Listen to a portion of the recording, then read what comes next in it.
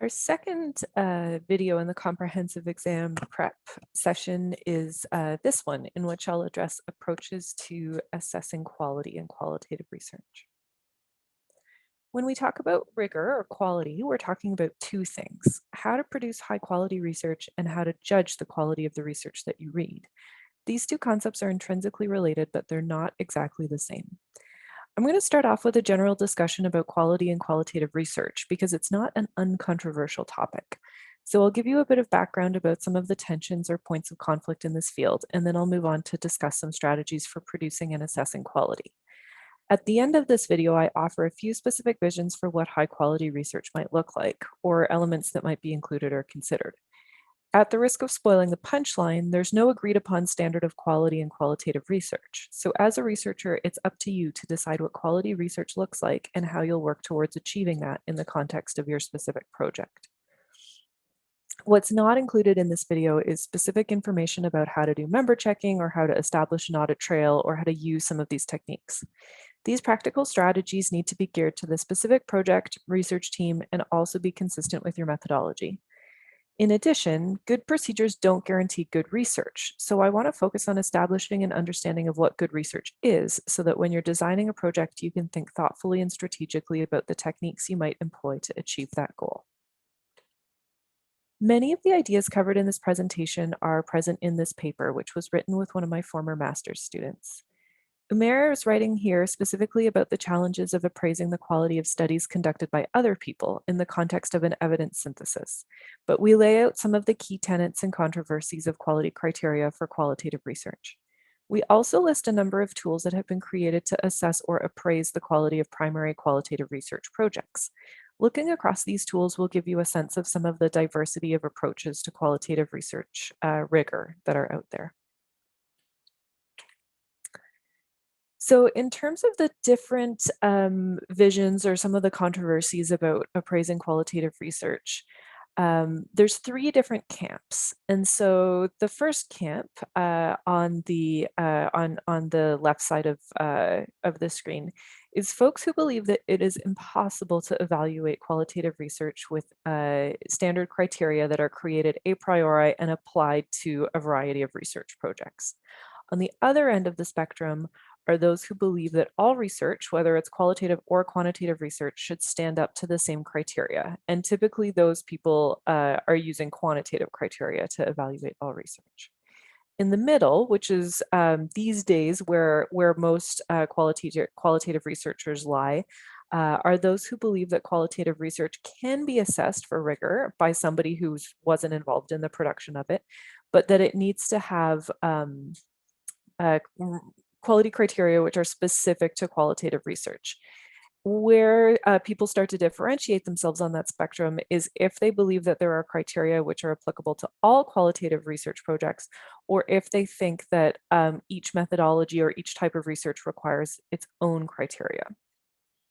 And this is what Denzin names these different groups. So foundationalist versus non-foundationalist would sort of be either end of the spectrum. And then the gray area in the middle can be called quasi-foundationalists. That doesn't matter. I think the point here is that there's a spectrum of different perspectives on this issue. So what Denzin says is that there are standards for assessing quality and that these are forms of interpretive practice that enact a politics of evidence and truth. And I think it's important to take this to heart, that when we're thinking about applying criteria that are created outside of a particular project to assess that project, we need to think about what are the motivations or the assumptions of those criteria, what types of research does it advantage or disadvantage, and to think a little bit critically about this. Okay, so back to the spectrum. I've created a little chart here to think about these different camps, about whether it's impossible to evaluate qualitative research with criteria created a priori, or whether all research should be evaluated with the same criteria. So the non-foundationalists who believe that it would be impossible to evaluate qualitative research with criteria that are created in absence of that project, tend to be those who really deeply value researcher subjectivity and use methodologies which are more interpretivist or constructivist. I think that a weakness of this view is that it can be too relative. My own personal stance is that I'm not convinced that any researcher can set any criteria for the judgment of their research, and that as long as they meet their own criteria, then everybody else should accept that and think that their research is high quality. To me, it's just a little bit too relativistic. I do, however, recognize that there's a strength in this view that there are such diverse approaches, both methodological approaches and philosophical approaches, and that the way that these different approaches shape the research which is done in that tradition, it's really difficult to come up with a set of criteria that it- that can be fairly and equally applied to such diverse types of research. In the middle, we have the most common stance about the idea that there can be some criteria that we use to assess qualitative research, but it needs to be specific to qualitative research. Sometimes this view can gloss over really important differences between the methodologies in its attempt to assimilate all qualitative research into one category. Um, and some of the challenges here are that in an attempt to acknowledge the differences, sometimes these criteria can be so broad and so vague that it really takes a lot of expertise in qualitative research to apply them. They're not as sort of simple as, is this information present or not, or what does it say? Like, it really requires a depth of understanding of qualitative of research to make these judgments. Um, a strength is that there are lots of iterations of these types of criteria, and these criteria typically focus on the usefulness of the research and can be applied broadly, and they almost always acknowledge the differences between methodologies. So even if they kind of leave it up to people to apply their own expertise, it's usually acknowledged that that there will be differences, that each project might have its own way of doing things, and that it's very difficult to present sort of a standardized recipe for quality. In terms of the foundationalist side of the spectrum, I think that in this sort of in the 2020s, we're not seeing too many people who believe this. There are people who are really heavily invested in quantitative paradigms of research, who see the randomized controlled trial as the ultimate standard of quality, and who think qualitative research is sort of under the expert opinion bottom of the evidence pyramid. Um, and these arguments aren't typically agreed with by anyone who does qualitative research, so there's sort of a little bit of two camps talking past each other, because these criteria really overlook the differences in the aims between what qualitative and quantitative research projects are trying to do. That, sure, I think that it wouldn't be reasonable to say that qualitative research can use its own criteria to produce evidence about, for instance, the efficacy of a drug, but that's not what we're trying to do with qualitative research. So it's incongruent to apply those same criteria. In terms of the strength of this view, I think that it was hard for me to fill in this box of the table. I think that using these criteria is sometimes a way to make qualitative research more credible to quantitative researchers, provides really detailed and systematic procedures, but I'm just not really sure of the strengths of this view. It's definitely one that I don't agree with or don't hold myself. In terms of looking at typical or common approaches to quality of qualitative research, I think we can see a lot of resonance in that most of the appraisal tools that exist, or the criteria that exist, recognize that qualitative research is striving for theoretically sophisticated findings, which are useful, which are resonant with people who have relevant experience of whatever the phenomenon is, value originality, and value some ways of ensuring trustworthiness and credibility of the findings. Most of these criteria emphasize the importance of reflexivity and acknowledging the influence of the researcher and the limitations of a particular project. And they almost all require the researchers to provide enough details about both their methods, but also their findings and their data, that a reader could evaluate resonance between the data and the conclusions of the research.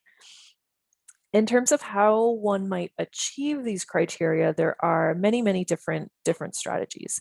And so here are some of the strategies that you might have seen in various criteria. And again, I think I said at the beginning of the video that the importance of these or the relevance of these really rest on the particular methodological approach that one is using. There would be certainly some methodologies where, for instance, member checking is not appropriate and wouldn't be congruent with the philosophical foundation about what exactly they're studying. When we think about critically appraising qualitative research, I think it's worth taking a step back to think about where the tradition of critical appraisal came from. And where it came from is evidence-based medicine. So this tradition of appraising the quality of somebody's research was developed for hypothesis testing research. It really focuses on experimental design from which there can be logical inference of findings. It typically presumes a hierarchy of better and worse designs, which lead to better or worse quality evidence. So the idea that there are certain types of research design which will lead to better evidence. I think that the dominance of critical appraisal, which I've only seen as getting more dominant in my time in this field, um, has been reinforced by the strategic use and abuse of clinical research. So here, I think, especially in evidence-based medicine, there's sort of this fear of bias from authority figures, from pharmaceutical companies. There's problems of clinical equipoise as needing something to sort of discipline the influence of research from overzealous theoreticians. And in this respect, the history of critical appraisal, I think, is sort of mismatched with the foundations of qualitative research. So the important takeaway here is that the premise of critical appraisal is the idea that the methods as reported can help us understand whether or not the results of that study are true or not. And I think that that's really valid for experimental hypothesis testing studies. When you're doing a study where the causal mechanism is plausible and accounted for, it makes sense that you could evaluate the methods that they used in that research and then have an understanding whether or not the results of that experiment are true or not. But that's this sort of experimental hypothesis testing study where the causal mechanism is accounted for is not the case for qualitative research. So we have, I think, a bit of a mismatch here where the methods that are reported for qualitative research do not necessarily warrant the results as true or not. And indeed, in qualitative studies, we're not often necessarily trying to say this is the one truth about this phenomenon. That's not usually the conclusions that we're drawing. So here's a metaphor for you. And this metaphor comes from one of my mentors, Dr. Mita Giacomini. So when we think about appraising quantitative methods, we can think about research like cooking, where the recipe is the analog for the methods. And so quantitative research is kind of like making a loaf of bread in a really reliable bread machine, that if you specify what the ingredients are, what the recipe is, what the machine is, and you make sure that that is the same every single time, your bread will come out the same every time. And in quantitative research, the recipe is really like one of the most important things to know about the quality of the product. You could look at that recipe, you could look at the ingredients, at the data, at the design, at the statistical analysis, and you can draw a conclusion about the quality of the product that comes out of that. And anybody who applies it should be able to get the same results. So it sort of removes the influence of the baker here, right? It's about the ingredients, it's about the machine, it's about the recipe. It's not about the person who's running that machine, who's putting in the ingredients. Really, it's about the procedures. The baker is just totally out of it. That's not really how it works for qualitative research. So I think to extend this metaphor of research as cooking, we could think about qualitative research as like an artisanal sourdough baguette. That if you give people the same recipe, there are still these different individualistic factors which will change the result, right? So the data is always local.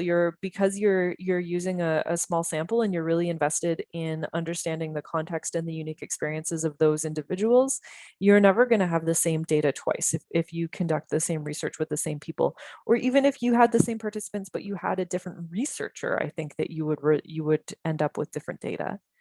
In terms of what the recipe or the design is, sure, we can start out with procedures, but there's also so many decisions that are made in the moment. For instance, in an interview, there's decisions the interview is making about what to follow up on, what to probe, what to ask for clarification, when just to let the participant talk.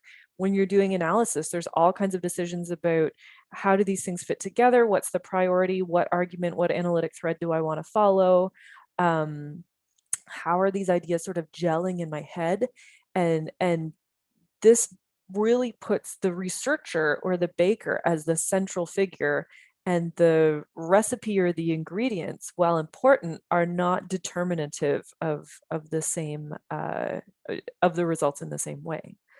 So we can ask questions about the procedure, about the ingredients, about the recipe, and we can appraise the answers. We can say, yeah, like it sounds as if you follow these procedures, you should get a good product. But it only really tells us a little bit about what's done. When you read the method section of a qualitative paper, um, it's not enough information to really know what they did. And so I think that good procedures are necessary, but they're not sufficient for a high quality project. I think that those of us who've done a fair amount of qualitative research have all had the experience where sometimes it just doesn't work and you don't get findings which are original or useful or resonant. And then sometimes we have the experience where we sort of um, stumble into something which is really important and maybe was not what we expected to find. Um, the other thing that I think is important here is that the standards for reporting procedures in qualitative research vary dramatically, and often the standards of particular journals or the word limit of particular journals influence the way that people describe their procedures or describe their methods.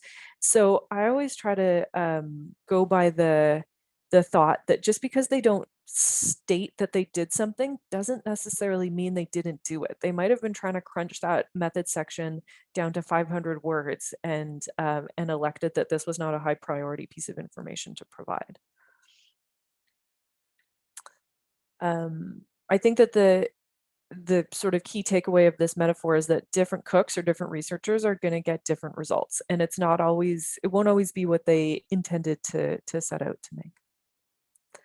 And that there's lots of good qualitative research, there's lots of bad qualitative research, and some of them is a matter of taste. There's certainly lots of studies that will be useful and resonant and original to some readers and not to others, and that's okay.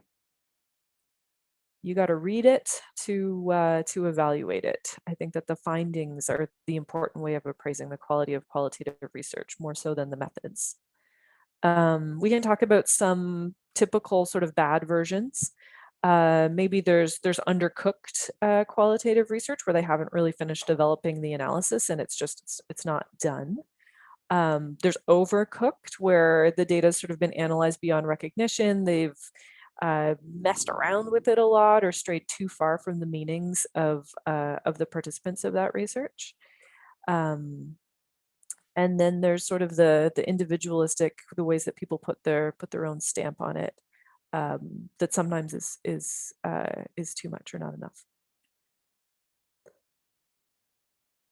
So here we can think about appraising the protocol. So when we look at the methods of a qualitative research protocol, we can ask ourselves if we think that they're going to get the results that they expect to get.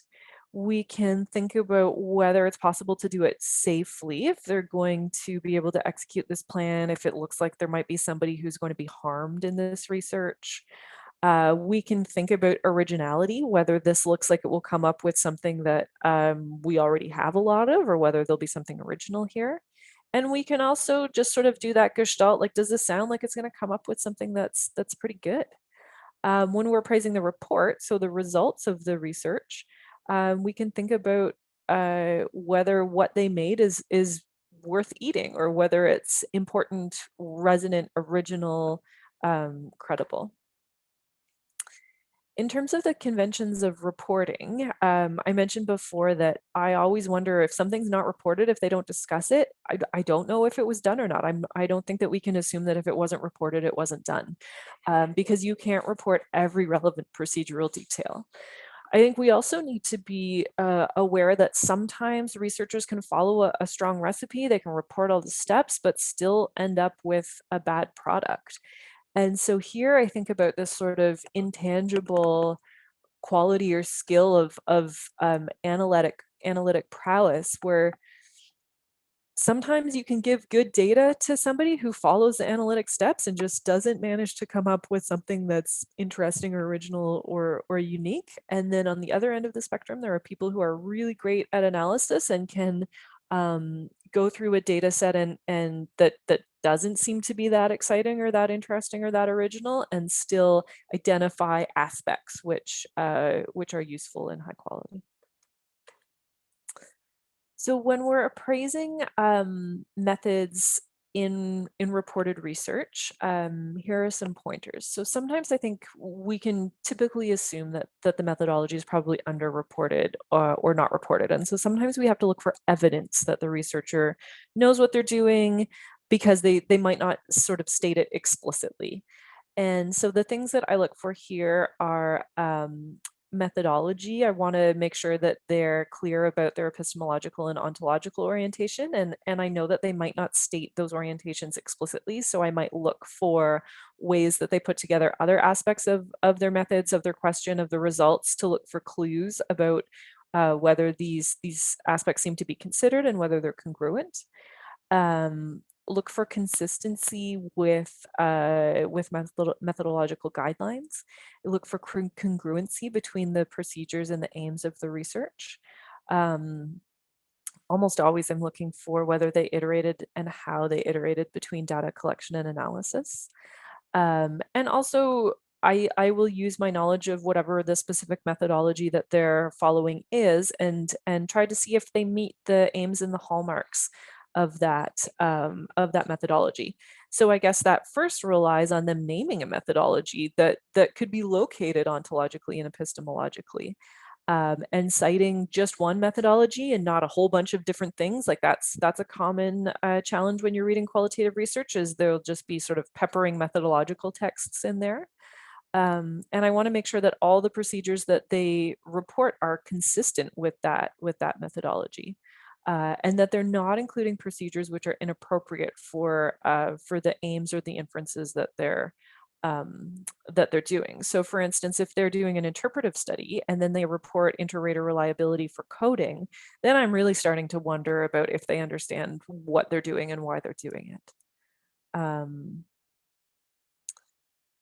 I think that the procedures that they tell you about sampling, about data collection, like, these need to make sense and they need to work together, but they're not sufficient in and of themselves. That it takes almost as much critical and conceptual work to appraise a piece of qualitative research as it does to create that research. And that whenever you're appraising something, you have to interpret the features of that research in the context of what's known, what's taken for granted, what's problematized.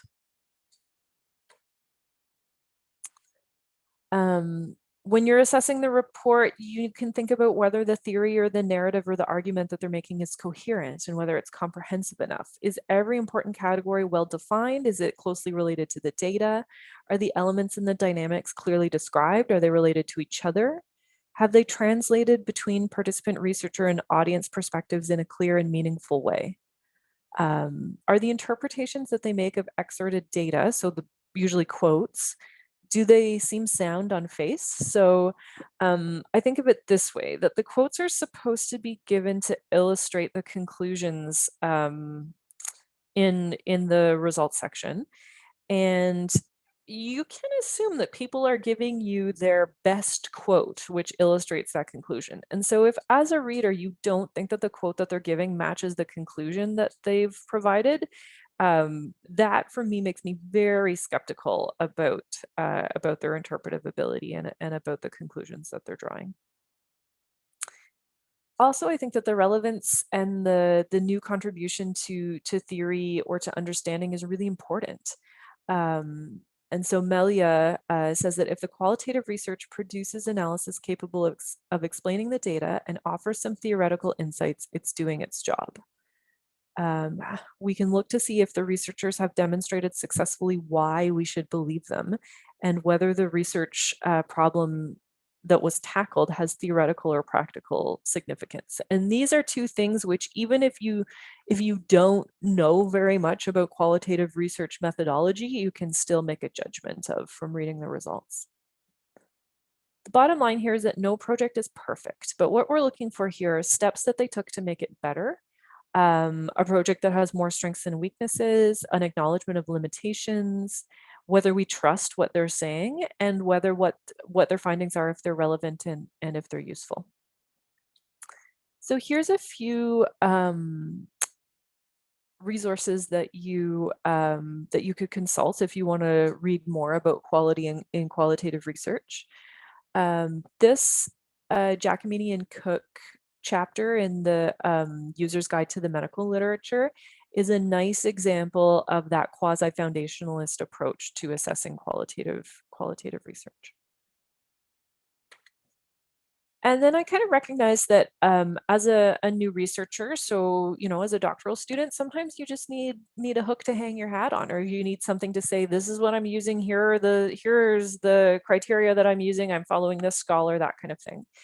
And so in many respects, the quasi-foundationalists view can be a comfortable one there, because there are lots of different qualitative research specific criteria available, frameworks for evaluating quality that resonate with accepted understandings of qualitative research. And so the paper that I wrote with Umair Majid, which was at the start of this video, I think we give lots of different examples of these criteria. So you could have a look through those and find one which resonates with the way that you're using it.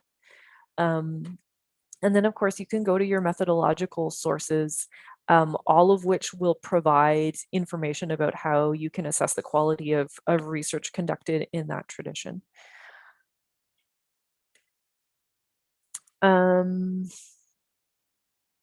In terms of a methodological quality criteria, there's definitely a growing body of literature which suggests quality criteria which might be applicable to multiple methodologies. And in that compendium of appraisal approaches, we distinguish these from the methodology specific texts.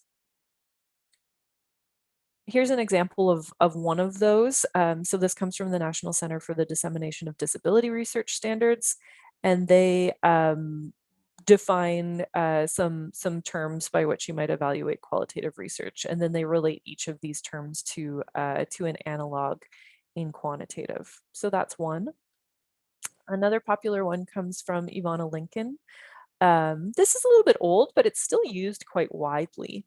And these criteria, I think, are really good examples of criteria that require some expertise in qualitative research in order to apply or to judge. So I think it would be tough to pick up these criteria and try to evaluate somebody else's study if you're not feeling comfortable in your qualitative research expertise.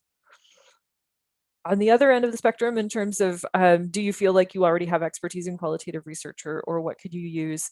And some other older criteria from 1995 here, but still used very widely. These Pope and Mays criteria from the BMJ are very clear and procedural based, and I think quite comfortable for novice researchers. And here's a few references about different strategies that one might use to improve quality in their own research, particularly about reflexivity and triangulation. There's many readings about specific quality approaches. So here's just a couple, and I think the second one is on your comprehensive exam list. And then I'll just leave you with a quote from Norman Denzin, that we must resist the pressures for a single gold standard, even as we endorse conversations about evidence, inquiry, and empirically warranted conclusions. We cannot let one group define the key terms in the conversation. There's more than one version of disciplined, rigorous inquiry: counter science, little science, unruly science, practical science, and such inquiry need not go by the name of science. We must have a model of disciplined, rigorous, thoughtful, reflective inquiry that seeks meaning but less innocently, that seeks liberation but less naively, that reaches towards understanding, transformation, and justice.